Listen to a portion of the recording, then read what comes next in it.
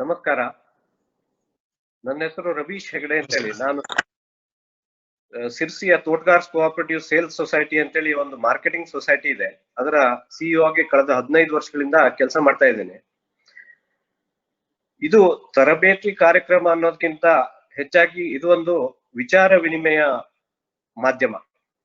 ನನ್ನ ಮಟ್ಟಿಗೆ ಈಗ ನಾವು ನಮ್ಮ ಆಲೋಚನೆಗಳನ್ನ ಹಂಚಿಕೊಂಡ್ರೆ ಸಂಗಡ ಇಂಟರಾಕ್ಷನ್ ನಲ್ಲಿ ಅನೇಕ ಇತರೆ ಸಹಕಾರಿಗಳ ಅನೇಕ ರೀತಿಯ ಕ್ವಶನ್ ಇರ್ಬೋದು, ಅಥವಾ ಅದರಿಂದ ಕೆಲವೊಂದು ಐಡಿಯಾಗಳು ನಮಗೂ ಕೂಡ ಸಿಗುತ್ತೆ. ಈ ರೀತಿ ಎಕ್ಸ್ಚೇಂಜ್ ಇಂದಲೇ ಈ ಒಂದು ಸಹಕಾರಿ ಕ್ಷೇತ್ರ ಇಷ್ಟು ದೊಡ್ಡಾಗಿ ಬೆಳಿಲಿಕ್ಕೆ ಕಾರಣ ಅಂತೇಳಿ ನಾನು ಭಾವಿಸ್ತೇನೆ. ಮೊದಲನೇದಾಗಿ ನಾವು ಒಂದು ಮಾರಾಟ ಸಹಕಾರಿ ಸಂಘ, ಸ್ವಲ್ಪ ಹೆಚ್ಚು ಕಮ್ಮಿ ಒಂದು 30,000 ಅಡಿಕೆ ಮತ್ತು ಕಾಳುಮೆಣಸು ಬೆಳೆಗಾರರು ಈ ಸಂಘದ ಸದಸ್ಯರು. ಇಲ್ಲಿ ಏನ್ ನಡೀತಿದೆ, ನಮ್ಮ ರೈತರು ಅವರು ಬೆಳೆದಂತ ಮಹಸೂಲನ್ನ ನಮ್ಮಲ್ಲಿ ತಗೊಂಡು ಬರ್ತಾರೆ. We act as a commission agent. First of all ನಮ್ದು ಆಕ್ಟಿವಿಟಿ ಅಂದ್ರೆ ಏಜೆನ್ಸಿ. ನಾವು APMC ಅಂಡರ್ ಇಲ್ಲಿ ಆಕ್ಷನಿಂಗ್ ಹಾಲ್ ಇರ್ತೀವಿ. ಇಲ್ಲಿ ರೈತರು ಅಡಿಕೆ ಕಾಳು ಮೆಣಸನ್ನ ತಗೊಂಡ್ ಬಂದ್ರೆ ಅವರು ಒಂದು ಮಾಡಬಹುದು, ಅವರು ಸ್ಟಾಕ್ ಇಟ್ಬಿಟ್ಟು ಅದರ ಮೇಲೆ ಪ್ಲೆಜ್ ಲೋನ್ ತಗೋಬಹುದು, ಮತ್ತೆ ಅವ್ರಿಗೆ ಬೇಕಾದಾಗ ಅದನ್ನ ವಿಕ್ರಿ ಕೂಡ ಮಾಡಬಹುದು. ವಿಶೇಷ ಅಂದ್ರೆ ನಮ್ಮಲ್ಲಿ ರೈತರು ಅಡಿಕೆ ಮತ್ತು ಕಾಳುಮೆಣಸನ್ನ ವಿಕ್ರಿಗೆ ತೆಗೆದುಕೊಂಡು ಬಂದಾಗ ಇಲ್ಲಿ APMC ರಿಜಿಸ್ಟರ್ 250 ಟ್ರೇಡರ್ಸ್ ಇದ್ದಾರೆ. ಅವರು ಬಂದು ಬಿಡ್ ಮಾಡಿ ಅದರಲ್ಲಿ ಯಾರು ಹೈಯೆಸ್ಟ್ ಬಿಡ್ ಇರ್ತಾರೋ ಅವರಿಗೆ ಆ ಮಹಸೂಲು ಖರೀದಿ ಆಗ್ತದೆ. ಇಲ್ಲಿ ಮತ್ತೊಂದು ವಿಶೇಷ ಅಂದ್ರೆ ಅಡಿಕೆ ಅಥವಾ ಮಹಸೂಲು ಖರೀದಿ ಆದಾಗ ಅವರು ದುಡ್ಡನ್ನ ರೈತನಿಗೆ ಕೊಡಬೇಕು ಅಂತ ಹೇಳಿಲ್ಲ. ಅವರಿಗೆ ನಾವು ಅವರು ಖರೀದಿ ಮಾಡಿದ ಒಂದು ವೆಜ್ ಆಗಿ ಇಟ್ಕೊಂಡು ಅವರಿಗೆ ಉದ್ರಿ ಕೊಡ್ತೀವಿ. ನಾವು ನಮ್ಮ ಸಂಘದ ಸ್ವಂತ ಬಂಡವಾಳದಿಂದ ರೈತರಿಗೆ ಅದೇ ದಿನ ಸೆಟಲ್ ಮಾಡ್ತೀವಿ, ಅವ್ರ ಅಕೌಂಟಿಗೆ ಜಮಾ ಆಗ್ತದೆ. ಏನ್ ವ್ಯಾಪಾರಸ್ಥರು ಇರ್ತಾರೆ ಅವ್ರಿಗೆ ಏನ್ ನಾವು ಉದ್ರಿ ಕೊಟ್ಟಿರ್ತೀವಿ, ಅವರಿಗೆ 3 ದಿನ ಟೈಮ್ ಇರುತ್ತೆ ಅವರು ವಿದೌಟ್ ಇಂಟ್ರೆಸ್ಟ್ ಪೇ ಮಾಡ್ಲಿಕ್ಕೆ. ನಂತರದ ದಿನಗಳಲ್ಲಿ ನಾವು ಇಂಟ್ರೆಸ್ಟ್ ಅನ್ನ ಚಾರ್ಜ್ ಮಾಡ್ತೀವಿ. ಸಿಸ್ಟಮ್. ಇಲ್ಲಿ ಇನ್ನೊಂದು ವಿಶೇಷ ಅಂದ್ರೆ ನಮ್ಮ ರೈತರಿಗೆ ಯಾವುದೇ ರೀತಿಯ ಸಿಚುವೇಶನ್ ಮೂಲಕ ಡಿಸ್ಅಡ್ವಾಂಟೇಜ್ ಆಗ್ಬೋದು, ಯಾವುದೇ ರೀತಿಯಲ್ಲಿ ಅವರು ಅಡ್ವಾಂಟೇಜ್ ತಗೋಬಾರ್ದು ಅಂತೇಳಿ ನಾವೇನ್ ಮಾಡ್ತೀವಿ ಅಂದ್ರೆ ಸಂಘ ಕೂಡ ಇದೇ ಟ್ರೇಡರ್ಗಳ ಸಂಗಡ ಆಪರೇಟ್ ಮಾಡಿ ಕೂಡ ಅಡಿಕೆಯನ್ನ ಈ ರೀತಿ ಖರೀದಿಯ ಅಡಿಕೆಯನ್ನ ನಾವು ಟ್ರೇಡ್ ಮಾಡ್ಬಿಟ್ಟು ಅದನ್ನ ನಮ್ದೇ TSS ಬ್ರ್ಯಾಂಡ್ ನೇಮ್ ಅಲ್ಲಿ ಮಾರಾಟ ಮಾಡ್ತಾ ಇದೀವಿ. ಈ ವಿಶೇಷತೆಯಲ್ಲಿ ಒಂದು ಅಂಶವನ್ನು ಗಮನಿಸ್ಬೇಕು ಅಂದ್ರೆ, ಈ ರೀತಿ ನಾವು ಖರೀದಿ ಮಾಡಿದಂತ ಮಹಸೂಲು ರೈತರಿಗೆ ಹೆಚ್ಚಿನ ದರದಲ್ಲಿ ನಾವು ಖರೀದಿ ಮಾಡೋದ್ರಿಂದ ಅವರಿಗೆ ಪ್ರೀಮಿಯಂ ಕೂಡ ಸಿಗತ್ತೆ. ಈವನ್ WHO ಪ್ರಕಾರನೂ ಕೂಡ ಈ ರೀತಿಯ ಮಾರ್ಕೆಟ್ ಇಂಟರ್ವೆನ್ಷನ್ ಪ್ರೋಗ್ರಾಮ್ ಒಂದು ಸಂಸ್ಥೆ ಮಾಡ್ತದೆ ಅಂತಂದ್ರೆ ರೈತರಿಗೆ ಕನಿಷ್ಠವಾಗಿ ಒಂದು ಕ್ವಿಂಟಲ್ಗೆ 500 ರಿಂದ 700 ರೂಪಾಯಿ ಅಷ್ಟು ಹೆಚ್ಚಿಗೆ ಸಿಗತ್ತೆ ಅನ್ನುವಂತ ಒಂದು ಸ್ಟಡಿ ಕೂಡ ಇದೆ. ಅದನ್ನ ನಾವು ಇವತ್ತು ಕಣ್ಣಾರೆ ಕೂಡ ನೋಡ್ತಾ ಇದೀವಿ. ನಾವು ಏನ್ ಖರೀದಿ ಮಾಡುವಂತ ಮಹಸೂಲ್ ಇದೆಯಲ್ಲ ಅದನ್ನ 2-3 ರೀತಿಯಲ್ಲಿ ನಾವು ಯೂಸ್ ಮಾಡ್ತೀವಿ. ಮೊದಲನೇದಾಗಿ ಅದನ್ನ ಹೋಲ್ಸೇಲ್ ಆಗಿ ಅಡಿಕೆಯನ್ನ ಗ್ರೇಡ್ ಮಾಡಿ ಅದನ್ನ ಸ್ವಂತ ಬ್ರ್ಯಾಂಡ್ ನೇಮ್ ಅಲ್ಲಿ ಹೋಲ್ಸೇಲ್ ಮಾರ್ಕೆಟ್ಗೆ ಬಿಡ್ತೇವೆ. ಅದರಿಂದ ರಿಟೇಲ್ ಮಾರ್ಕೆಟ್ಗೆ ಹೋಗಿ ಅದು ಕಟಿಂಗ್ ಆಗಿ ಪಾನ್ ಶಾಪಿಗೆ ಸಪ್ಲೈ ಆಗುತ್ತೆ. ಇದು ಒಂದು ವಿಧ. ಮತ್ತೊಂದು ಏನು ಅಂದ್ರೆ ಪಾನ್ ಮಸಾಲಾ ಮ್ಯಾನುಫ್ಯಾಕ್ಚರರ್ಸ್, ಅವರಿಗೆ ನಾವು ಡೈರೆಕ್ಟ್ ಆಗಿ ಸಪ್ಲೈ ಮಾಡ್ತೀವಿ ಈ ಎಂಡ್ ಪ್ರಾಡಕ್ಟ್ ಪಾನ್ ಮಸಾಲಾ ಮಾಡ್ಲಿಕ್ಕೆ. ಅದು ಒಂದು ರೀತಿಯ ಇದು. ಇನ್ನು ಅಡಿಕೆಯನ್ನ ನಾವು ಸಣ್ಣ ಸಣ್ಣ ಕಟಿಂಗ್ ಮಾಡಿ ಮಷಿನ್ ಮೂಲಕ ಅದನ್ನ 500 ಗ್ರಾಮ್ಸ್ 1 kg 2 kg ಆ ರೀತಿಯ ರಿಟೇಲ್ ಪ್ಯಾಕ್ ಗಳನ್ನ ಮಾಡಿ ಪಾನ್ ಶಾಪ್ ಗಳಿಗೆ ಕೂಡ ಡೈರೆಕ್ಟ್ ಆಗಿ ಮಾರ್ತೇವೆ. ಈ ರೀತಿ 3 ಚಾನೆಲ್ ನಮ್ಗೆ ಅಡಿಕೆ ಮಾರುಕಟ್ಟೆಯಲ್ಲಿ ಇದೆ. ಇದು ಬಿಟ್ರೆ ನಾವು ಖರೀದಿ ಮಾಡುವಂತ ಒಂದು 25% ಅಡಿಕೆಯನ್ನ ನಾವು ಕನ್ಸ್ಯೂಮರ್ ಪ್ರಾಡಕ್ಟ್ ಆಗಿ ಕನ್ವರ್ಟ್ ಮಾಡ್ತೀವಿ, ವ್ಯಾಲ್ಯೂ ಅಡಿಷನ್ ಅಂತೇಳಿ. ಅದಂದ್ರೆ ಈ ಸೆಂಟೆಡ್ ಸುಪಾರಿ, ಸಿಹಿ ಅಡಿಕೆ ಪುಡಿ ಅಂತೇಳಿ, ಅದನ್ನ ನಾವು 50 ಪೈಸೆ, 1 ರೂಪಾಯಿ, 2 ರೂಪಾಯಿ ಮತ್ತು 5 ರೂಪಾಯಿ ಪ್ರೈಸ್ ಪಾಯಿಂಟ್ ಗಳಲ್ಲಿ ಅದನ್ನ ಥ್ರೂ ಔಟ್ ಇಂಡಿಯಾ ಮತ್ತು ಮಾರ್ಕೆಟ್ ಮಾಡ್ತಾ ಇದ್ದೀವಿ. ಆ ಚಾನೆಲ್ಗಳೇ ಬೇರೆ. ಅದು ಅದರ ನಂತರ ರಿಟೇಲ್ ಮಾರ್ಕೆಟ್ ಗಳಿಗೆ ಹೋಲ್ಸೇಲ್ ಥ್ರೂ ಹೋಗುತ್ತೆ. ಇದು ಒಂದು ರೀತಿಯ ಚಾನೆಲ್. ಈ ರೀತಿ ನಾವು ಅಡಿಕೆಯನ್ನ ಮಾರುಕಟ್ಟೆ ಮಾಡ್ತಾ ಇದೀವಿ. ನಾವೇನ್ ಅಡಿಕೆಯನ್ನ ಖರೀದಿ ಮಾಡ್ತೀವ ಅದನ್ನ ಸುಮಾರು 13 ಗ್ರೇಡ್ಗಳನ್ನ ಮಾಡ್ತೀವಿ, ಈ ಬೇರೆ ಬೇರೆ ಸೈಜು ಮತ್ತು ಕ್ವಾಲಿಟಿ ಪ್ರಕಾರ. ಪ್ರತಿ 1 ಅಥವಾ 2 ಗ್ರೇಡು ಒಂದೊಂದು ಸ್ಟೇಟ್ಗೆ ಮಾರುಕಟ್ಟೆಗೆ ಹೋಗುತ್ತೆ. ಇದರಿಂದ ಏನಾಗುತ್ತೆ ಅಂದ್ರೆ ನಮ್ಗೆ ಸ್ವಲ್ಪ ಪ್ರೀಮಿಯಂ ಸಿಕ್ಕು ಅದರಲ್ಲಿ ರೈತರಿಗೆ ನಾವು ಹೆಚ್ಚು ದರಗಳನ್ನ ಕೊಡ್ಲಿಕ್ಕೆ ಸಾಧ್ಯ ಆಗುವಂತ ವ್ಯವಸ್ಥೆ ಇದೆ. ಇದು ಅವ್ರು ಆದ್ಮೇಲೆ ಅವರಿಗೆ ಪ್ರೊಡಕ್ಷನ್ ಅವರ ಸರಾಸರಿ ಅಡಿಕೆ ಮತ್ತು ಕಾಳುಮೆಣಸನ್ನು ಅದ್ರ ಎವರೇಜ್ ಮೇಲೆ ಅವರಿಗೆ ಸಾಲವನ್ನ ಕೊಡ್ತೇವೆ. ನಾವು ರೈತರಿಗೆ ಸುಮಾರು 200 ಕೋಟಿ ರೂಪಾಯಿಗಳಷ್ಟು ಸಾಲವನ್ನ ಈಗಾಗಲೇ ನೀಡಿದ್ದೇವೆ. ಮತ್ತು ರೈತರು ಇಲ್ಲಿ ಡಿಪಾಸಿಟ್ ಕೂಡ ಇಡ್ಬೋದು. ಒಂದು ರೀತಿಯಲ್ಲಿ ಶ್ಯಾಡೋ ಬ್ಯಾಂಕಿಂಗ್ ವ್ಯವಸ್ಥೆಯನ್ನು ಕೂಡ ನಾವು ಇಲ್ಲಿ ಮಾಡ್ತಾ ಇದೀವಿ. ಇಲ್ಲಿ ರೈತರಿಗೆ ಅವರು ಅಕೌಂಟ್ ನಮಗೆ ಬೇಕಾದ ಯಾವುದೇ ರೀತಿಯಲ್ಲಿ ಹಣವನ್ನ ಬೇರೆ ಟ್ರಾನ್ಸ್ಫರ್ ಮಾಡೋದಾಗ್ಲಿ, ಯಾವುದೇ ರೀತಿಯಲ್ಲಿ ಟ್ರಾನ್ಸ್ಫರ್ ಅನ್ನ ವಿದೌಟ್ ಶುಲ್ಕ ಮಾಡ್ಕೋಬಹುದು. ಇದು ಕೂಡ ನಾವು HDFC ಬ್ಯಾಂಕ್ ಸಂಗಡ ಟೈಅಪ್ ಮಾಡ್ಕೊಂಡು ಅವರು ಇಲ್ಲಿ ನಮ್ಗೆ ಆ ವ್ಯವಸ್ಥೆಯನ್ನ ಮಾಡ್ಕೊಟ್ಟಿದ್ದಾರೆ.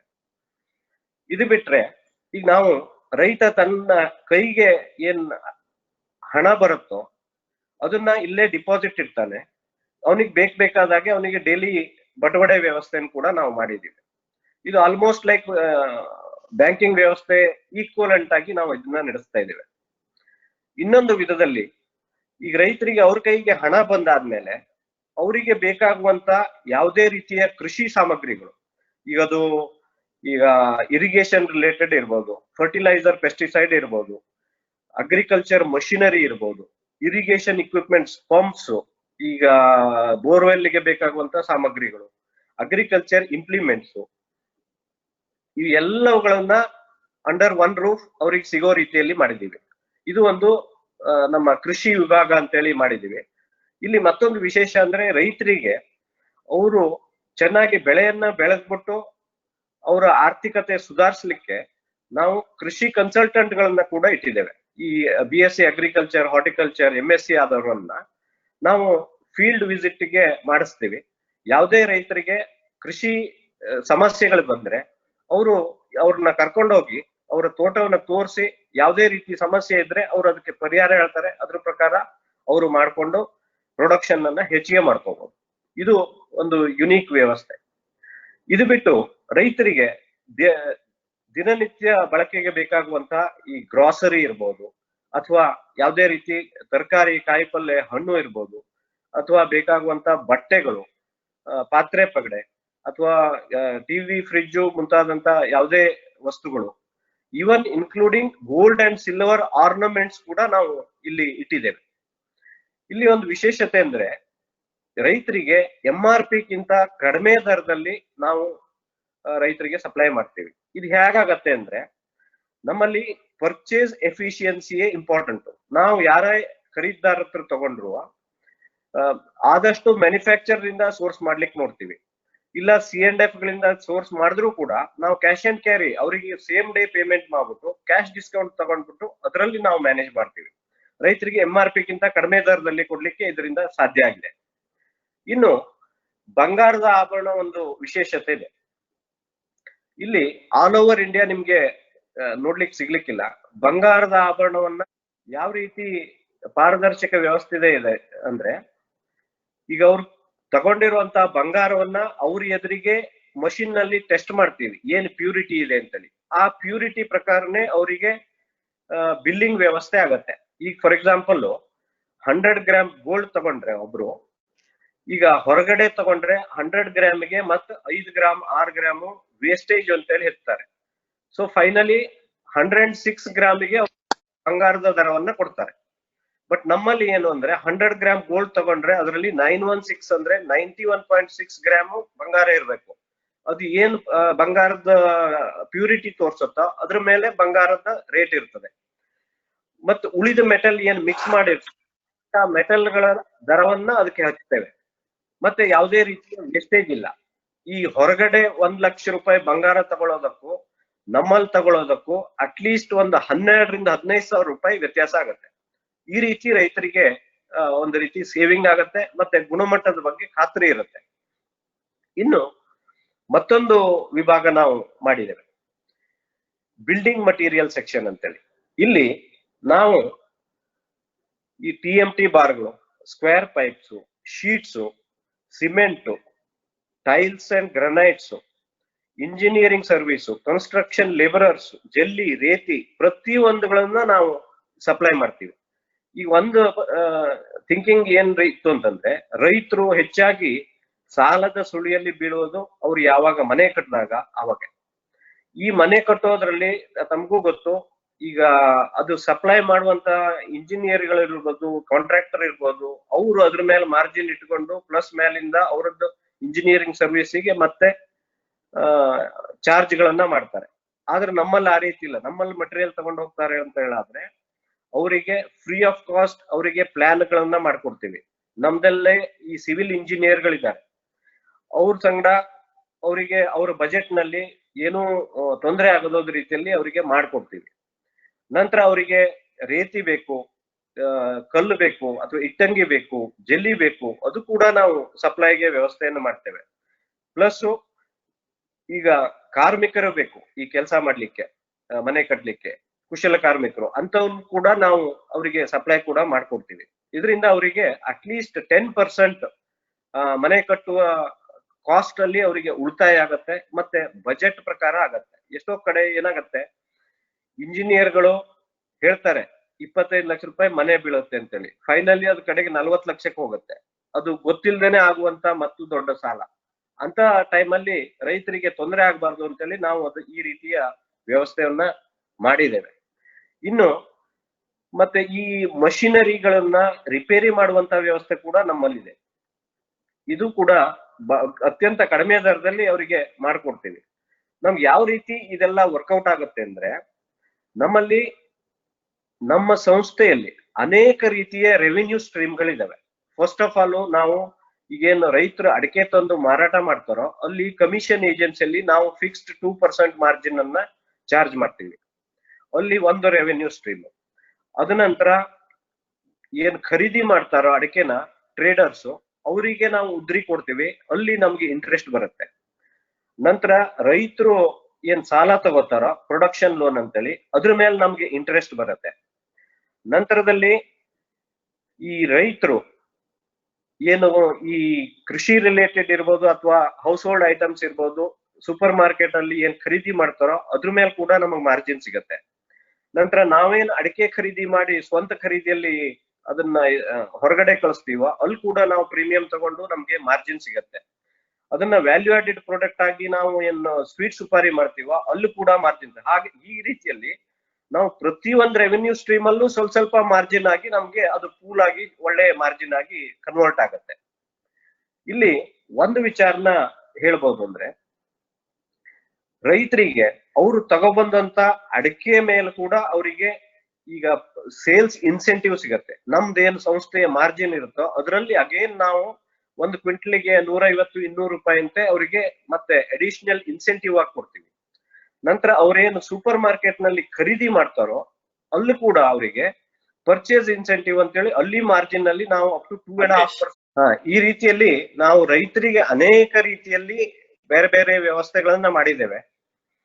ಒಂದು ಲೆಕ್ಕಾಚಾರದ ಪ್ರಕಾರ ಪ್ರತಿ ವರ್ಷ ನಾವು ಇದ್ ಮಾಡ್ತೇವೆ, ರೈತರಿಗೆ ನಮ್ಮಿಂದಾಗಿ ಇಂಡೈರೆಕ್ಟ್ ಆಗಿ ಉಳಿದಿರುವಂತ, ಈಗ ನಾವು ಅಡಿಕೆ ಖರೀದಿಯಲ್ಲಿ ಇರ್ಬೋದು ಅಥವಾ ನಾವು ಈ ಸೂಪರ್ ಮಾರ್ಕೆಟ್ ನಲ್ಲಿ ಸಪ್ಲೈ ಮಾಡಿರುವಂತ ಐಟಮ್ಗಳ ಮೇಲೆ ಇರ್ಬೋದು, ಈ ರೀತಿಯಲ್ಲಿ ಅನೇಕ ರೀತಿಯಲ್ಲಿ ಅವರಿಗೆ ಸೇವಿಂಗ್ಸ್ ಆಗಿ ಅವ್ರಿಗೆ ಸ್ವಲ್ಪ ಹೆಚ್ಚು ಕಮ್ಮಿ ಒಂದು 22-25 ಕೋಟಿ ರೂಪಾಯಿ ಅಷ್ಟು ರೈತರಿಗೆ ಸೇವಿಂಗ್ಸ್ ಆಗುತ್ತೆ ಇಂಡೈರೆಕ್ಟ್ ಆಗಿ ಇದು ಮಾಡೋದ್ರಿಂದ. ಈ ಒಂದು ವ್ಯವಸ್ಥೆ ನನ್ನ ಲೆಕ್ಕದಲ್ಲಿ ಆಲ್ ಓವರ್ ಇಂಡಿಯಾ ಯಾವುದೇ ಅಗ್ರಿಕಲ್ಚರ್ ಐಟಮ್ಗೆ ಮತ್ತೆ ಯಾವ್ದಕ್ಕೂ ಇಲ್ಲ. ಕೇವಲ ಅಡಿಕೆ ಮತ್ತು ಕಾಳುಮೆಣಸಿಗೆ ಮಾತ್ರ ನೀವು ಕಾಣಸಿಗತ್ತೆ. ಅದು ಅಡಿಕೆ ಮತ್ತು ಕಾಳುಮೆಣಸಿನಲ್ಲಿ ಕೂಡ ಈ ನಮ್ಮ ಸಂಸ್ಥೆ 1923 ಸ್ಟಾರ್ಟ್ ಆಗಿರೋದು. ಇವತ್ತಿಗೆ 87-88 ವರ್ಷ ಆಯ್ತು. 97-98 ವರ್ಷ. ಈ ವ್ಯವಸ್ಥೆಯ ನಂತರನೇ ಇದು ಫಸ್ಟ್ ಸೊಸೈಟಿ. ಇದೇ ಮಾದರಿಯಲ್ಲಿ ಮುಂದೆ ಆಪ್ಸ್ಕೋ ಸಾಗರ ಇರ್ಬೋದು, ತುಮಕೋಸ್ ಚನ್ನಗಿರಿ ಇರ್ಬೋದು, ಈಗ ಶಿವಮೊಗ್ಗದಲ್ಲಿ ಮ್ಯಾಮ್ಕೋಸ್ ಇರ್ಬೋದು, ಇದೇ ರೀತಿ ಅನೇಕ TAPCMS ಗಳು ಆಗಿದಾವೆ. ಇದೇ ಮಾಡೆಲ್ ಅಲ್ಲಿ ಪ್ರತಿಯೊಂದು ಸೊಸೈಟಿಗಳು ಚೆನ್ನಾಗಿ ಮಾಡ್ತಾ ಇದ್ದಾವೆ. ಹಾಗಾಗಿ ಈಗ ಅಡಿಕೆ ಬೆಳೆಗಾರರಲ್ಲಿ ಯಾವುದೇ ರೀತಿಯಲ್ಲಿ ಸಮಸ್ಯೆ ಬಂದ್ರೂ ಕೂಡ ಈ ಸಹಕಾರಿ ಸಂಘಗಳು ಕೂಡ್ಕೊಂಡು ಆ ತೊಂದರೆಗಳನ್ನ ನೀಗಿಸ್ತಾ ಇದ್ದೇವೆ. ಅನೇಕ ಸಾರಿ ಅದನ್ನ ನಾವು ನೋಡ್ತಾ ಇದ್ದೇವೆ. ಇನ್ನು ಈ ಒಂದು ವ್ಯವಸ್ಥೆ ಇನ್ನೊಂದು ಮಾಲ್ ಇದೆ. ಇದೆಲ್ಲ ರೈತರಿಗೆ ಡೈರೆಕ್ಟ್ ಆಗಿ ಸಿಗುವಂತ ಬೆನಿಫಿಟ್ಗಳು. ಇನ್ನು ಇಂಡೈರೆಕ್ಟ್ ಆಗಿ ಸಿಗುವಂತ ಬೆನಿಫಿಟ್ಗಳು ಅಂದ್ರೆ ನಾವು ಒಂದ್ ರೀತಿಯಲ್ಲಿ ಇನ್ಶೂರೆನ್ಸ್ ವ್ಯವಸ್ಥೆ ಮಾಡಿದ್ದೀವಿ. ಇದು ಒಂದು ರೀತಿ ಕಾಂಟ್ರಿಬ್ಯೂಟರಿ ವ್ಯವಸ್ಥೆ. ಒಬ್ಬ ರೈತ ಅವನಿಗೆ 3 ಸ್ಲ್ಯಾಬ್ ಮಾಡಿದ್ದೀವಿ. ಅವರು ಏನ್ ಅಡಿಕೆ ವಿಕ್ರಿ ಮಾಡ್ತಾರೋ ಅದ್ರ ಮೇಲೆ ಅವರಿಗೆ ಸ್ಲ್ಯಾಬ್ ಮಾಡಿದ್ದೀವಿ. 500 ರೂಪಾಯಿ, 1000 ರೂಪಾಯಿ ಮತ್ತು 2000 ರೂಪಾಯಿ ವರ್ಷಕ್ಕೆ ಅವರು ವಂತಿಗೆ ನೀಡಬೇಕು. ಅವ್ರು ಎಷ್ಟು ಕೊಟ್ಟಿರ್ತಾರೋ ಅಷ್ಟೇ ಈಕ್ವಲ್ ಅನ್ನ ನಮ್ಮ ಸಂಸ್ಥೆಯಿಂದ ಕೂಡ ಹಾಕ್ತೇವೆ ನಾವು. ಅದನ್ನ ಒಂದು ರೀತಿಯ ಫಂಡ್ ಆಗಿ ನಾವೇ ಇಲ್ಲಿ ಮೇಂಟೈನ್ ಮಾಡ್ತಾ ಇದ್ದೀವಿ. ಈ ರೈತರಿಗೆ, ಅವರ ಮನೆಯವರಿಗೆ ಯಾವುದೇ ರೀತಿಯ ಆರೋಗ್ಯ ಸಮಸ್ಯೆ ಬರಲಿ, ಇದನ್ನ ನಾವು ಈ ಫಂಡ್ ನಿಂದ ರಿಇಂಬರ್ಸ್ ಮಾಡ್ತಾ ಇದ್ದೀವಿ.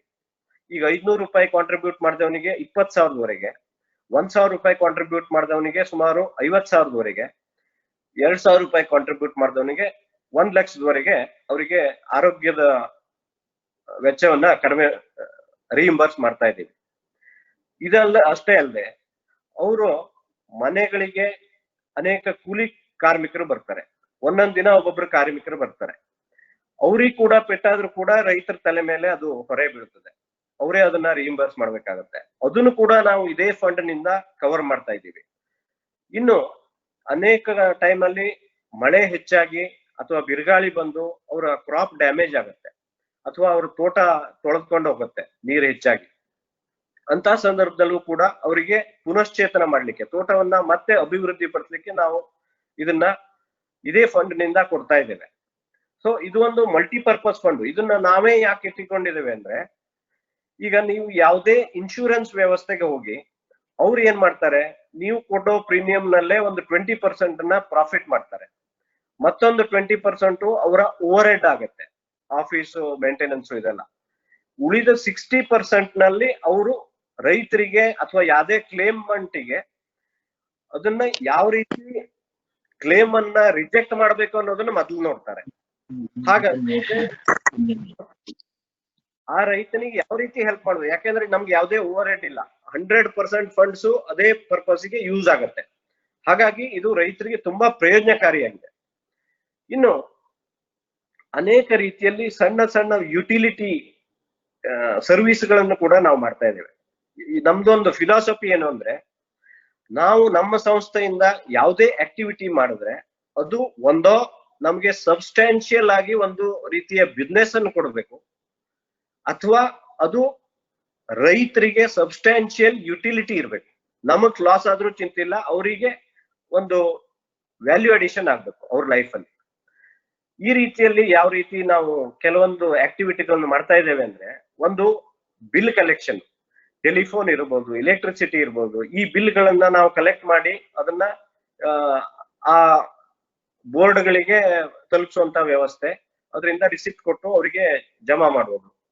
ಇನ್ನು ಪ್ಯಾನ್ ಕಾರ್ಡು, ಆಧಾರ್ ಕಾರ್ಡು ಮಾಡುವಂತ ವ್ಯವಸ್ಥೆ, ಟಿನ್ FC, ಇಲ್ಲಿ ಬ್ಯಾಂಕಿಂಗ್ ವ್ಯವಸ್ಥೆ. ಯಾಕಂದ್ರೆ ಈಗೆಲ್ಲ ಡಿನೋಟಿಫಿಕೇಶನ್ ನಂತರ ತಮ್ಗೆ ಗೊತ್ತಿದೆ 10,000 ಮೇಲೆ ನಾವು ರೈತರಿಗೆ ಕೊಡ್ಲಿಕ್ಕೆ ಆಗುದಿಲ್ಲ. ಹಾಗಾಗಿ ನ್ಯಾಷನಲೈಸ್ ಬ್ಯಾಂಕ್ ನ ಕೌಂಟರ್ ನ ನಮ್ಮ ಪ್ರಿಮೈಸಿಸ್ ಅಲ್ಲೇ ಮಾಡಿಸಿ ರೈತರಿಗೆ ಹೆಚ್ಚಿಗೆ ಹಣ ಬೇಕಾಗಿದ್ದನ್ನ ಬ್ಯಾಂಕ್ ಥ್ರೂ ಅವರಿಗೆ ವ್ಯವಸ್ಥೆ ಮಾಡ್ತಾ ಇದ್ದೀವಿ. ಇನ್ನು ಈಗ ಟಿನ್ FC, ಈಗ ಟ್ರೇಡರ್ ಗಳಿಗೆ ಅಪ್ಲೋಡ್ ಮಾಡುವಂತ ವ್ಯವಸ್ಥೆ, ಅದನ್ನು ಕೂಡ ಮಾಡ್ತಾ ಇದ್ದೀವಿ. RTC ಕೊಡುವಂತದ್ದು, ಈಗ ಸ್ಟ್ಯಾಂಪ್ ಪೇಪರ್ ಬೇಕಾಗತ್ತೆ, ಅದನ್ನ ಕೂಡ ನಾವು ತೆಗೆದುಕೊಡ್ತಾ ಇದ್ದೀವಿ. ಇನ್ನು ಈಗ ರೈತರಿಗೆ ಬೋಜ ಹಾಕುವಂತ ವ್ಯವಸ್ಥೆ, ತೆಗೆಯುವಂತ ವ್ಯವಸ್ಥೆ, ಅನ್ನ ತಹಸೀಲ್ದಾರ್ ಆಫೀಸಿಗೆ ಹೋಗಿ ಅಲ್ದಾಡುವಂತ ಪರಿಸ್ಥಿತಿ ಇಲ್ಲ, ನಮ್ಮಲ್ಲೇ ಅದು ವ್ಯವಸ್ಥೆ ಮಾಡಿದ್ದೇವೆ. ಈಗ vehicle insurance, general insurance, LIC ಪಾಲಿಸಿಗಳು, ಹೆಲ್ತ್ ಇನ್ಶೂರೆನ್ಸು, ಜನರಲ್ ಇನ್ಶೂರೆನ್ಸ್ ಕೂಡ, ಟ್ರಾನ್ಸಿಟ್ ಇನ್ಶೂರೆನ್ಸ್ ಫಾರ್ ಟ್ರೇಡರ್ಸ್, ಈ ಹೊರಗಡೆ ಅವರು ಮಾಲ್ ಕಳಿಸ್ತಾರೆ ಅಂತಂದ್ರೆ, ಈಗ ಫೋಟೋಗಳು ಬೇಕಾದ್ರೆ, ಅಥವಾ ಮೊಬೈಲ್ ಡಿಜಿಟ್ ರೀಚಾರ್ಜ್ಗಳು, ಈಗ ಟಿಕೆಟ್ ಬುಕ್ಕಿಂಗು, ಈಗ ಹೊರಗಡೆ ಯಾರು ಹೋಗೋದಿದ್ರೆ, ಇಂಥ ಅನೇಕ ವ್ಯವಸ್ಥೆಗಳನ್ನ ನಾವು ಒಂದೇ ಸೂರಿನಡಿ ಪ್ರತಿಯೊಂದು, ಈಗ ಒಬ್ಬ ರೈತ ಇಲ್ಲಿ ನಮ್ಮಲ್ಲಿ ಬಂದ ಅಂದ್ರೆ ಅವನಿಗೆ ಇವ್ಯಾವ ವ್ಯವಸ್ಥೆ ಇಲ್ಲ ಅನ್ನುವಂತ ಪ್ರಮೇಯ ಬರೋದಿಲ್ಲ. ಇನ್ನು ಗೌರ್ಮೆಂಟೇ ಕೆಲವೊಂದು ವ್ಯವಸ್ಥೆಗಳನ್ನ ಅವ್ರ ಥ್ರೂ ಮಾತ್ರ ಮಾಡುವಂತ ವ್ಯವಸ್ಥೆ ಇದ್ರೆ ಮಾತ್ರ ನಾವು ಏನಾದ್ರು ಮಾಡ್ಲಿಕ್ಕೆ ಆಗ್ಲಿಲ್ಲ ಬಿಟ್ರೆ ಉಳಿದಂತೆ ಎಲ್ಲಾ ವ್ಯವಸ್ಥೆಗಳನ್ನ ನಾವು ಇಲ್ಲಿಂದನೇ ಮಾಡ್ತಾ ಇದ್ದೀವಿ. ಹಾಗಾಗಿ ರೈತರು ನಮ್ಮಲ್ಲಿ ತುಂಬಾ ಈಗ ಬದ್ಧತೆಯಿಂದ ನಡ್ಕೋತಾರೆ. ಉತ್ತರ ಕನ್ನಡ ಜಿಲ್ಲೆಯಲ್ಲಿ, ಅದರಲ್ಲೂ ಕರ್ನಾಟಕದಲ್ಲಿ ಈ ಕೋಆಪರೇಟಿವ್ಗೆ ಇದು ಒಂದು ಫೇಮಸ್ ಸ್ಥಳ. ಯಾಕೆಂದ್ರೆ ಇಲ್ಲಿ ಕೋಆಪರೇಟಿವ್ಗಳು ಪ್ರತಿಯೊಂದು ಈವನ್ ಹಳ್ಳಿ ಲೆವೆಲ್ ಸೊಸೈಟಿಗಳು ಕೂಡ ತುಂಬಾ ಸ್ಟ್ರಾಂಗ್ ಆಗಿದ್ದಾವೆ. ಯಾಕೆಂದ್ರೆ ಇಲ್ಲಿ ರೈತರು ಎಲ್ಲ ಸಣ್ಣ ರೈತರು, ಈ ನಮ್ಮ ಅಂದಾಜ್ ಪ್ರಕಾರ ಸುಮಾರು 70% ರೈತರು ಲೆಸ್ ದೆನ್ 1 acre ಹೋಲ್ಡಿಂಗ್ ನಾವು, ಅಂದ್ರೆ ಅರೌಂಡ್ 3 lakhs 4 lakhs ಇನ್ಕಮ್ ಇರುವಂತವ್ರು. ಅವರು ಕೂಡ ಒಂದು ರೀತಿಯಲ್ಲಿ ಮನಗಂಡಿದ್ದೇನು ಅಂದ್ರೆ ಈ ಸಣ್ಣ ರೈತರ ಏನ್ ಪ್ರಾಬ್ಲಮ್ಗಳಿದೆಯೋ ಇದನ್ನ ಸಾಲ್ವ್ ಮಾಡ್ಲಿಕ್ಕೆ ಸಂಘ ಸಂಸ್ಥೆಗಳಿಂದ ಮಾತ್ರ ಸಾಧ್ಯ. ತಾವು ಸಂಸ್ಥೆಗೆ ಬದ್ಧವಾಗಿದ್ರೆ ಮಾತ್ರ ಸಂಸ್ಥೆಗಳು ತಮ್ಗೆ ರೆಸ್ಪಾಂಡ್ ಮಾಡ್ತವೆ, ತಮ್ಮ ಪ್ರಾಬ್ಲಮ್ಗಳನ್ನ ಸಾಲ್ವ್ ಮಾಡ್ತವೆ ಹೇಳುವಂತ ಒಂದು ಮನೋಭಾವನೆ ರೈತರಲ್ಲೂ ಕೂಡ ಇದೆ. ಅದರಿಂದಲೇ ಇಲ್ಲಿ ಸಹಕಾರಿ ವ್ಯವಸ್ಥೆ ತುಂಬಾ ದೃಢವಾಗಿರೋದು. ನಮ್ಮಲ್ಲಿ ಇನ್ನೊಂದು ವಿಶೇಷ ಅಂದ್ರೆ ನಮ್ಮ ಶೇರ್ ಹೋಲ್ಡಿಂಗ್ ಪ್ಯಾಟರ್ನ್ ನೋಡಿದ್ರೆ, ಕ್ಲಾಸ್ ಆಫ್ ಶೇರ್ ಹೋಲ್ಡಿಂಗ್, ನಮ್ಮಲ್ಲಿ ಪ್ರೈಮರಿ ಸೊಸೈಟಿಗಳು ಕೂಡ ಇಲ್ಲಿ ಮೆಂಬರ್ಶಿಪ್ ಇದೆ. ಈಗ ಏನ್ ಮಾಡ್ತಾರೆ ಪ್ರೈಮರಿ ಸೊಸೈಟಿಗಳು, ಅವರು ಬೆಳೆ ಸಾಲ ಎಂಟಿ ಲೋನ್ಗಳನ್ನು ಕೊಡೋದಲ್ಲದೆ ತಮ್ಮ ಮೆಂಬರ್ಗಳ ಅಡಿಕೆ ಕಾಳುಮೆಣಸನ್ನು ಕೂಡ ಅವರು ಪೂಲ್ ಮಾಡ್ಬಿಟ್ಟು ನಮ್ಮಲ್ಲಿ ತಂದು ವಿಕ್ರಿ ವ್ಯವಸ್ಥೆಯನ್ನ ಮಾಡ್ತಾರೆ. ಅದರಿಂದ ಅವ್ರಿಗೆ ಏನಾಗುತ್ತೆ, ರೈತರನ್ನ ಹಿಡಿದಿಟ್ಟುಕೊಳ್ಳುವಂತ ಒಂದು ಶಕ್ತಿ ಬರುತ್ತೆ ಅವರಿಗೆ. ಅವಾಗ ರೈತರು ಮನೆ ಬಾಗ್ಲಲ್ಲೇ ವಿದೌಟ್ ಬಿಲ್ ಅಡಿಕೆ ಇದನ್ನ ಕೊಡೋಕ್ಕಿಂತ ಬದಲು ಅವರಿಗೆ ಯಾವುದೇ ರೀತಿಯಲ್ಲಿ ಕಷ್ಟ ಬಂದಾಗೆ ಹೆಲ್ಪ್ ಮಾಡ್ತಾರೆ ಸೊಸೈಟಿ ಅಂತ ಹೇಳ್ಬಿಟ್ಟು ಅವರು ಇಲ್ಲೇ ವ್ಯವಹಾರವನ್ನು ಮಾಡುವಂತ ವ್ಯವಸ್ಥೆ ಇದೆ. ಇದು ಬಹಳ ಇಂಪಾರ್ಟೆಂಟ್. ಅದೇ ರೀತಿಯಲ್ಲಿ ಸಂಸ್ಥೆಗಳು ಕೂಡ ರೈತರಿಗೆ ಯಾವುದೇ ಕಷ್ಟ ಬಂದ್ರು ಅವ್ರನ್ನ ಕೈ ಬಿಡೋದಿಲ್ಲ. ಒಂದು ಪೂರ್ತಿ ಅಲ್ದೋದ್ರು ಒಂದ್ ಸ್ವಲ್ಪ ಆದ್ರೂ ಸಹಾಯವನ್ನ ಮಾಡೇ ಮಾಡ್ತಾರೆ. ಇದೇ ಒಂದು ಭದ್ರ ಬುನಾದಿ ಮೇಲೆ ಈ ಸಂಸ್ಥೆ ಇಷ್ಟು ಸುಮಾರು 100 ವರ್ಷಗಳನ್ನ ಇನ್ನೊಂದು 3 ವರ್ಷದಲ್ಲಿ ಕಂಪ್ಲೀಟ್ ಆಗುತ್ತೆ. ಆ ರೀತಿಯಲ್ಲಿ ಈಗ ನಾವು ಮಾಡ್ಕೊಂಡು ಬಂದಿದ್ದೇವೆ. ನನ್ನ ಪ್ರಕಾರ ಈಗೇನ್ ನಾನು ನಮ್ಮ ಸಂಸ್ಥೆಯ ಆಕ್ಟಿವಿಟಿಗಳನ್ನ ಎಕ್ಸ್ಪ್ಲೈನ್ ಮಾಡಿದ್ನೋ, ಇದರಲ್ಲಿ ಇಲ್ಲಿ ಒಂದು ವಿಶೇಷ ಅಂದ್ರೆ ನಮ್ದು ಈ ಏನ್ ಬಿಸ್ನೆಸ್ ಮಾಡೆಲ್ ಇದೆಯಲ್ಲ, it is very very relevant to any other cooperative ಅಥವಾ any agriculture cooperative. Agriculture cooperative ಅಂದ್ರೆ ಈಗ ಸರ್ಕಾರದ ಥಿಂಕಿಂಗ್ ಏನು ಅಂದ್ರೆ ರೈತರಿಗೆ ಸಾಲ ಕೊಟ್ಬಿಟ್ರೆ ಮುಗೀತು, 0% ಅಲ್ಲಿ ಕೊಟ್ಟೆ 3% ಅಲ್ಲಿ ಕೊಟ್ರೆ ಮುಗೀತು ಅಂತ ಹೇಳಿ ತಿಳ್ಕೊತಾರೆ. ಬಟ್ ಆಕ್ಚುಲಿ ಅದು wrong. That is only one part of it.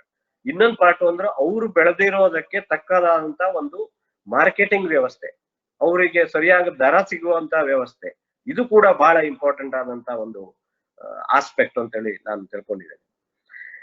ಈ ಒಂದು ಮಾಡೆಲ್ ಅನ್ನ ಯಾವುದೇ ಅಗ್ರಿಕಲ್ಚರ್ ಪ್ರೊಡ್ಯೂಸ್ ನ ಬೆಳೆಯುವಂತ ರೈತರ ಸಂಘಟನೆಯಲ್ಲಿ ಮಾಡಿದ್ರೆ ಇದು ಆಟೋಮೆಟಿಕ್ಲಿ ಸಕ್ಸಸ್ ಆಗುತ್ತೆ. ಯಾಕೆಂದ್ರೆ ಇಲ್ಲಿ ಒಂದು ರೈತರಿಗೆ ತಮ್ಮ ಬೆಳೆಗೆ ಒಳ್ಳೆ ದರ ಸಿಗತ್ತೆ, ತಮಗೆ ಒಳ್ಳೆ ಪಾರದರ್ಶಕ ವ್ಯವಹಾರ ಮಾಡುವಂತ ವ್ಯವಸ್ಥೆ ಸಿಗತ್ತೆ ಅಂದ್ರೆ ಅವ್ರು ಯಾವತ್ತೂ ಬಿಡೋದಿಲ್ಲ. ಮತ್ ಮೇಲಿಂದ ಅವರು ತಮ್ಮ ಮಹಸೂಲನ್ನ ಸೇಲ್ ಮಾಡಿದ ನಂತರ ಅವ್ರ ಕೈಗೆ ಹಣ ಬಂದ ಮೇಲೆ ಅವ್ರಿಗೆ ಬೇಕಾಗಂತ ಯಾವುದೇ ಐಟಮ್ಗಳನ್ನ ನಾವು ಇಟ್ಕೊಂಡ್ರೆ ಅಲ್ಲೂ ಕೂಡ ಅವರಿಗೆ ಶೋಷಣಾರಹಿತವಾಗಿ ಈ ವ್ಯವಸ್ಥೆಯಲ್ಲಿ ಸಿಗಬಹುದು. ಈ ರೀತಿ ಮಾಡೋದ್ರಿಂದ ರೈತರ most of the problem solve ಆಗುತ್ತೆ, ಮತ್ತೆ ನಮ್ಮ ಇಕಾನಮಿ ತುಂಬಾ ಡೆವಲಪ್ ಆಗತ್ತೆ ಅಂತ ಹೇಳಿ ನಮ್ಮ ಅನಿಸಿಕೆ. ಇನ್ನು ಈಗ ಮಲ್ಟಿಪರ್ಪಸ್ ಸೊಸೈಟಿಗಳು ಕೂಡ ಈಗ ಫಾರ್ ಎಕ್ಸಾಂಪಲ್ ಅರ್ಬನ್ ಏರಿಯಾದಲ್ಲೇ ಇರ್ಬೋದು, ಸೇ ಬೆಂಗಳೂರಲ್ಲಿ, ಅವ್ರು ಕೂಡ ಯಾವ ರೀತಿ ಈ ವ್ಯವಸ್ಥೆಯನ್ನ ಅಳವಡಿಸ್ಕೊಳ್ಬಹುದು, ಯಾವ ರೀತಿಯಲ್ಲಿ ತಮ್ಮ ಬಿಸ್ನೆಸ್ ಅನ್ನ ಡೆವಲಪ್ ಮಾಡ್ಕೊಳ್ಬಹುದು ಅನ್ನೋದ್ರ ಬಗ್ಗೆ ಈಗ ಎನಿ ಮಲ್ಟಿಪರ್ಪಸ್ ಸೊಸೈಟಿ ಈಗ ಸದ್ಯಕ್ಕೆ ಕ್ರೆಡಿಟ್ ಆಕ್ಟಿವಿಟಿಯನ್ನ ಮಾಡ್ತಾ ಇದೆ ಅಂತ ತಿಳ್ಕೊಳ್ಳಿ. ಕ್ರೆಡಿಟ್ ಆಕ್ಟಿವಿಟಿಯಲ್ಲಿ 1000 ಮೆಂಬರ್ಗಳು ಇರ್ತಾರೆ. ಇದೇ ಮೆಂಬರ್ಗಳಿಗೆ ಬೇಕಾದಂತ ಇತರೆ ವ್ಯವಸ್ಥೆಗಳು ಆ ಒಂದು ಲೋಕಲ್ ಏರಿಯಾದಲ್ಲಿ, ಈ ಫಾರ್ ಎಕ್ಸಾಂಪಲ್ ಅವರದ್ದು ಈ ಪ್ಯಾನ್ ಕಾರ್ಡ್ ವ್ಯವಸ್ಥೆ ಇರ್ಬೋದು, ಆಧಾರ್ ವ್ಯವಸ್ಥೆ ಇರ್ಬೋದು, ಅಥವಾ ಅವ್ರಿಗೆ ಬೇಕಾಗಂತ ಇನ್ಶೂರೆನ್ಸ್ಗಳು, ಈಗ ಲೈಫ್ ಇನ್ಶೂರೆನ್ಸ್ ಇರ್ಬೋದು, ಈಗ ಹೆಲ್ತ್ ಇನ್ಶೂರೆನ್ಸ್ ಇರ್ಬೋದು, ಅಥವಾ ಮೋಟರ್ ವೆಹಿಕಲ್ ಇನ್ಶೂರೆನ್ಸ್, ಇವುಗಳೆಲ್ಲ ನಮ್ಗೆ ರೆವಿನ್ಯೂ ತರುವಂತ ಐಟಮ್ಗಳು. ಇವುಗಳನ್ನೆಲ್ಲ ಮಾಡಿದ್ರೆ ಅವ್ನು ಒಂದು ಕೆಲ್ಸಕ್ಕೆ ಬಂದವನು ಉಳಿದ ಕೆಲಸಗಳಿಗೂ ಕನ್ವೀನಿಯಂಟ್ ಆಗಿ ಅಲ್ಲೇ ಮಾಡ್ಕೊಂಡು ಹೋಗ್ತಾನೆ. ಅದರಿಂದ ಸಂಸ್ಥೆಗೆ ರೆವಿನ್ಯೂನೂ ಆಗತ್ತೆ, ಮತ್ತೆ ಓವರ್ ಹೆಡ್ ಗಳನ್ನು ಕೂಡ ನಾವು ಕವರ್ ಮಾಡ್ಕೋಬಹುದು. ಮತ್ತೆ over dependence on banking activity. ಈಗ ಎಷ್ಟೋ ಸಲ ಬ್ಯಾಂಕಿಂಗ್ ಆಕ್ಟಿವಿಟಿ ಕೆಲವೊಂದ್ಸಲ ವರ್ಕೌಟ್ ಆಗುತ್ತೆ, ಕೆಲವೊಂದ್ಸಲ ವರ್ಕೌಟ್ ಆಗೋದಿಲ್ಲ. ಯಾಕೆಂದ್ರೆ ಇಂಟ್ರೆಸ್ಟ್ ರೇಟ್ಗಳು ಬಹಳ ವೇರಿಯೇಷನ್ ಆಗ್ತಾ ಇರುತ್ತೆ. ಅಂತ ಸಂದರ್ಭದಲ್ಲಿ ನಮಗೆ ಬೇರೆ ರೀತಿಯ ರೆವೆನ್ಯೂ ಸ್ಟ್ರೀಮ್ಗಳು ಇದೆ ಅಂತಾದ್ರೆ ಅದು ಬಹಳ ಹೆಲ್ಪ್ ಆಗತ್ತೆ, ನಮ್ಮ ಓವರ್ ಹೆಡ್ಗಳು ಕೂಡ ಕವರ್ ಆಗತ್ತೆ ಅಂತೇಳಿ ನನ್ನ ಭಾವನೆ. ಇನ್ನು ಮೇನ್ ಇದಂದ್ರೆ ರೋಲ್ ಆಫ್ ಎ ಸಿಇಒ ಒಂದು ಕೋಆಪರೇಟಿವ್ ಅಲ್ಲಿ ಏನು ಅನ್ನೋದಂತ ಒಂದು ತುಂಬಾ ಇಂಪಾರ್ಟೆಂಟ್ ಕ್ವಶನ್. ಇಲ್ಲಿ ನನ್ನ ಮಟ್ಟಿಗೆ ಒಬ್ಬ ಸಿಇಒ ಕೆಲಸ ಏನು ಅಂದ್ರೆ he is A bridge between the board and the members. ಯಾವ ರೀತಿ ಅಂದ್ರೆ ಬೋರ್ಡ್ಗಳು ಮುಂದಿನ ಪಾಲಿಸಿಗಳನ್ನ ಏನು ಆಪರೇಷನಲ್ ಪಾಲಿಸಿಯನ್ನ ಮಾಡ್ತವೆ, ಈ ಪಾಲಿಸಿಗಳನ್ನ ಕರೆಕ್ಟ್ ಆಗಿ ಇಂಪ್ಲಿಮೆಂಟ್ ಮಾಡುವಂತದ್ದು ತಮ್ಮ ಆ ಸಂಸ್ಥೆಯ ಮೆಂಬರ್ಗಳಿಗೆ ಅಥವಾ ಗ್ರಾಹಕರಿಗೆ ಹೆಲ್ಪ್ಫುಲ್ ಆಗಿ ಅದು ಆ ಪಾಲಿಸಿಗಳು ಕನ್ವರ್ಟ್ ಅನ್ನ ಮಾಡುವಂತ ಕೆಲಸ ಸಿಇಒದು. ಮತ್ತೆ ಬೋರ್ಡ್ಗಳಿಗೆ ಪಾಲಿಸಿ ಮಾಡ್ಲಿಕ್ಕೆ ಗ್ರೌಂಡ್ ಲೆವೆಲ್ ಡಾಟಾವನ್ನು ಕೊಡುವಂತ ಕೆಲಸ ಕೂಡ ಸಿಇಒ ಮಾಡ್ಬೇಕಾಗುತ್ತೆ. ಆ ಡಾಟಾ ಬೇಸ್ ಮೇಲೆ ಬೋರ್ಡ್ ಡಿಸಿಷನ್ ತಗೋತ್ತೆ, ಮುಂದೆ ಏನ್ ಮಾಡ್ಬೇಕು, ಯಾವ ರೀತಿ ಪಾಲಿಸಿ ಫ್ರೇಮ್ ವರ್ಕ್ ಅನ್ನ ಚೇಂಜ್ ಮಾಡ್ಬೇಕು ಅಂತೇಳಿ. ಈ ಡಾಟಾದ ಕ್ವಾಲಿಟಿ ಮೇಲೆ ಅವರ ಡಿಸಿಷನ್ಗಳು ಬೇಸ್ ಆಗಿರುತ್ತೆ. ಹಾಗಾಗಿ ನಾವು ಯಾವ ರೀತಿ ಡಾಟಾಗಳನ್ನ ಬೋರ್ಡ್ಗೆ ಕೊಡ್ತೀವೋ ಅದ್ರ ಪ್ರಕಾರ ಆ ಸಂಸ್ಥೆಯ ಪಾಲಿಸಿಗಳು ಫ್ರೇಮ್ ವರ್ಕ್ ಆಗುತ್ತೆ. ಆ ಪಾಲಿಸಿಗಳನ್ನ ಅವಲಂಬಿಸಿಯೇ ಮುಂದೆ ಆಪರೇಷನಲ್ ಡೀಟೇಲ್ಸ್ ಗಳೆಲ್ಲ ಬರೋದು. ಹಾಗಾಗಿ ಅದು ಬಹಳ ಇಂಪಾರ್ಟೆಂಟ್ ಇದು. ಆಮೇಲೆ ಈಗ ಒಬ್ಬ ಸಿಇಒ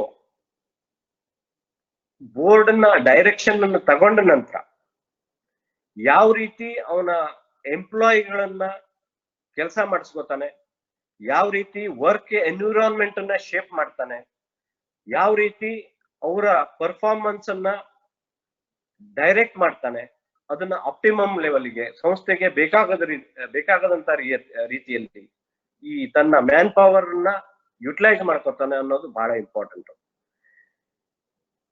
ಇದೇ ಸಿಇಒ ಮೇಲೆ ಟೋಟಲ್ ಎಂಪ್ಲಾಯಿಗಳ ಪರ್ಫಾರ್ಮೆನ್ಸ್ ಸಮೇಷನ್ ಆಗಿ ಡಿಸೈಡ್ ಆಗುತ್ತೆ.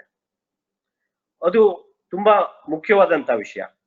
ಇನ್ನು ಇದೇ ಎಂಪ್ಲಾಯಿಗಳಿಗೆ ಬಿಸ್ನೆಸ್ಗೆ ಬೇಕಾಗುವಂತ ಯಾವುದೇ ರೀತಿಯ ಇನ್ಫ್ರಾಸ್ಟ್ರಕ್ಚರ್ ಇರ್ಬೋದು ಅಥವಾ ವರ್ಕ್ ಎನ್ವಿರಾನ್ಮೆಂಟ್ ಇರ್ಬೋದು, ಬಿಸ್ನೆಸ್ ಡೆವಲಪ್ಮೆಂಟ್ಗೆ ಬೇಕಾದಂತ ಇಂಪೆಟಸ್ಗಳು ಇರ್ಬೋದು, ಅವುಗಳನ್ನು ಕೂಡ ಪ್ರೊವೈಡ್ ಮಾಡುವಂತ ಕೆಲಸವನ್ನ ಈ ಸಿಇಒ ಮಾಡಬೇಕಾಗತ್ತೆ. ಇನ್ನು ಹೊಸ ಬಿಸ್ನೆಸ್ ಗಳನ್ನ ಡೆವಲಪ್ ಮಾಡೋ ಬಗ್ಗೆ ಈಗ ಬೋರ್ಡ್ಗೆ ಒಂದು ಇನ್ಪುಟ್ ಅನ್ನು ಕೊಡುವಂತ ಕೆಲಸ ಸಿಇಒ ಮಾಡ್ತಾನೆ. ಯಾವ ಬಿಸ್ನೆಸ್ ಈಗ ಗ್ರಾಹಕರ ಸಂಗಡ ಇಂಟರಾಕ್ಟ್ ಮಾಡೋದು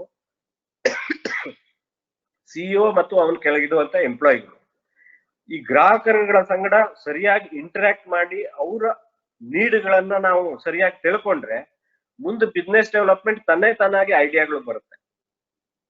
ಈ ಫಾರ್ ಎಕ್ಸಾಂಪಲ್ ಒಂದಷ್ಟು ಮೆಂಬರ್ಗಳು ಈಗ ಇದೇ ರೀತಿ ಹೇಳ್ತಾರೆ, ತಮ್ಗೆ ಇಂತಿಂತ ವ್ಯವಸ್ಥೆ ಆದ್ರೆ ಚೆನ್ನಾಗಿತ್ತು, ಇದರಿಂದ ತಮ್ಗೆ ಹೆಲ್ಪ್ ಆಗತ್ತೆ, ಅದನ್ನ ಸ್ಟಡಿ ಮಾಡ್ಬಿಟ್ಟು ಅದನ್ನ ಯಾವ ರೀತಿ ಮಾಡ್ಬೋದು ಅಂತೇಳಿ ಬೋರ್ಡ್ಗೆ ಇಡುವಂತ ಕೆಲಸ ಸಿಇಒದು. ಬೋರ್ಡ್ ಅಪ್ರೂವ್ ತಗೊಂಡು ಅದನ್ನ ಸರಿಯಾಗಿ ಇಂಪ್ಲಿಮೆಂಟ್ ಮಾಡುವಂತದ್ದು ಕೂಡ ಸಿಇಒ ಕೆಲಸ. ಆ ರೀತಿ ಮಾಡೋದ್ರಿಂದ he becomes a very crucial bridge between the customers and the board management. ಹಾಗಾಗಿ ಇನ್ನು ಒಂದು ಸಂಸ್ಥೆಯ ಸಿಇಒ ಮೇಲೆ ಡಿಪೆಂಡ್ ಆಗಿರುತ್ತೆ ಆ ಸಂಸ್ಥೆಯ ಸಿಸ್ಟಮ್ಗಳು ಮತ್ತು ಕಂಟ್ರೋಲ್ಗಳು ಯಾವ ರೀತಿ ಇದೆ ಅಂತ.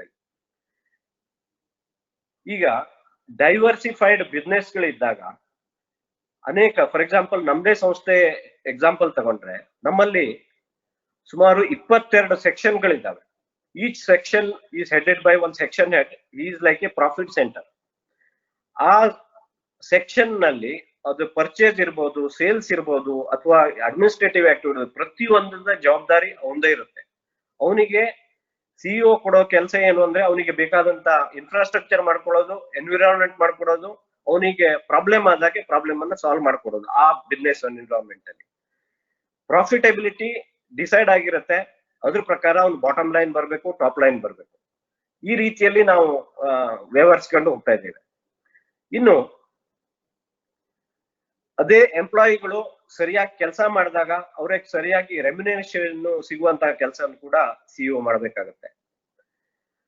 ಆ ಸೆಕ್ಷನ್ ನ ಪ್ರಾಫಿಟಬಿಲಿಟಿ ಅಥವಾ ಆ ಸಂಸ್ಥೆಯ ಪ್ರಾಫಿಟಬಿಲಿಟಿ ಮೇಲೆ ಅವರಿಗೆ ಸರಿಯಾಗಿ ರೆಮ್ಯುನರೇಷನ್ ಸಿಗೋ ರೀತಿಯಲ್ಲಿ, ಪ್ಲಸ್ ಅವರಿಗೆ ಈಗ ಅವರವರ ಪರ್ಫಾರ್ಮೆನ್ಸ್ ಮೇಲೆ ಅವರಿಗೆ ಅಡಿಷನಲ್ ಇನ್ಸೆಂಟಿವ್ ಸಿಗೋ ರೀತಿಯಲ್ಲಿ, ಇದೇ ಒಂದು ಎಕ್ಸಾಂಪಲ್ ಹೇಳ್ತೀನಿ. ನಮ್ಮ ಸಂಸ್ಥೆಯಲ್ಲಿ ಮಾಡ್ತಾ ಇರೋದನ್ನ ನಾ ಹೇಳ್ತೀನಿ. ನಮ್ದು ನಾರ್ಮಲಿ ಕೋಆಪರೇಟಿವ್ ಇದ್ರ ಪ್ರಕಾರ ಸ್ಯಾಲರಿ ಬರುತ್ತೆ, but at the same time ಅವರಿಗೆ ಬೋನಸ್ ಸಿಗತ್ತೆ, ಒಂದು ತಿಂಗಳದ ಬೋನಸ್ ಸಿಗತ್ತೆ. ನಂತರ ಓವರ್ ಟೈಮ್ ಸಿಗತ್ತೆ. ಯಾರಿಗೆ 8 ಅವರ್ಸ್ ಗಿಂತ ಹೆಚ್ಚಿಗೆ ಕೆಲಸ ಮಾಡೋರಿಗೆ, ಕೆಲಸ ಮಾಡಿದಿದ್ರೆ ಅವರಿಗೆ ಓವರ್ ಟೈಮ್ ಅಂತ ಹೇಳಿ ಸಿಗತ್ತೆ. ಅದು ಬಿಟ್ರೆ ಆಯಾ ಸೆಕ್ಷನ್ಗಳ ಪ್ರಾಫಿಟಬಿಲಿಟಿ ಮೇಲೆ ಆಯಾ ಸೆಕ್ಷನ್ಗಳನ್ನ ಒಂದು ಟೀಮ್ ಆಗಿ ಕನ್ಸಿಡರ್ ಮಾಡ್ಬಿಟ್ಟು ಆ ಪ್ರಾಫಿಟ್ ಅನ್ನ ಅಲ್ಲಿಯ ಎಂಪ್ಲಾಯಿಗಳಲ್ಲೇ ಹಂಚ್ತೇವೆ, ಒಂದು ಸರ್ಟನ್ ಪ್ರೀ ಡಿಟರ್ಮಿಂಡ್ ಪರ್ಸೆಂಟೇಜ್ ಅಲ್ಲಿ. ಅದರಿಂದ ಏನಾಗುತ್ತೆ, ಅವರಿಗೆ ಮತ್ತು ಮೋಟಿವೇಶನ್ ಸಿಗತ್ತೆ. ಮತ್ತೆ ಅವ್ರಿಗೆ ಕೂಡ ಸಂಸ್ಥೆ ಬೆಳೆದ್ರೆ ತಾನೇ ತನ್ನ ಪಗಾರು ಅಥವಾ ತನ್ನ ರೆಮ್ಯುನರೇಷನ್ ಬೆಳೆಯುತ್ತೆ ಅನ್ನುವಂತ ಮನೋಭಾವನೆ ಬರುವಂತ ಕೆಲಸವನ್ನ ಸಿಇಒ ಮಾಡಬೇಕು. ಮತ್ತೆ ಹಾನೆಸ್ಟ್ ಆಗಿ ಕೆಲಸ ಮಾಡುವುದನ್ನ, ಮತ್ತೆ ಯಾವುದೇ ಲೆಕ್ಕದಲ್ಲಿ ಸಂಸ್ಥೆ ಫಸ್ಟ್ ಅನ್ನುವಂತ ಒಂದು ಮನೋಭಾವನೆಯನ್ನ ಬೆಳೆಸುವಂತ ಕೆಲಸವನ್ನು ಕೂಡ ಸಿಇಒ ಮಾಡ್ಬೇಕಾಗತ್ತೆ. ಮತ್ತೆ ಇಷ್ಟೆಲ್ಲ ಇರ್ಬೇಕಿದ್ರೆ ಈಗ ತಮ್ಗೆ ಗೊತ್ತಿದೆ ಕಾರ್ಪೊರೇಟ್ ವ್ಯವಸ್ಥೆ ಮತ್ತು ಕೋಆಪರೇಟಿವ್ ವ್ಯವಸ್ಥೆಯಲ್ಲಿ ಎಷ್ಟು ಡಿಫರೆನ್ಸ್ ಇರುತ್ತೆ ಅಂತೇಳಿ. ಕಾರ್ಪೊರೇಟ್ ಅಂದ್ರೆ ವೆರಿ ಪ್ರೊಫೆಷನಲ್ ವೇದಲ್ಲಿ ಅವ್ರು ಕೆಲಸ ಮಾಡ್ತಾರೆ, ಎಲ್ಲರೂ ಅಂತ ಹೇಳಲ್ಲ, ಮೆಜಾರಿಟಿ ಆಫ್ ದೇಮ್ ಕೆಲಸ ಮಾಡ್ತಾರೆ.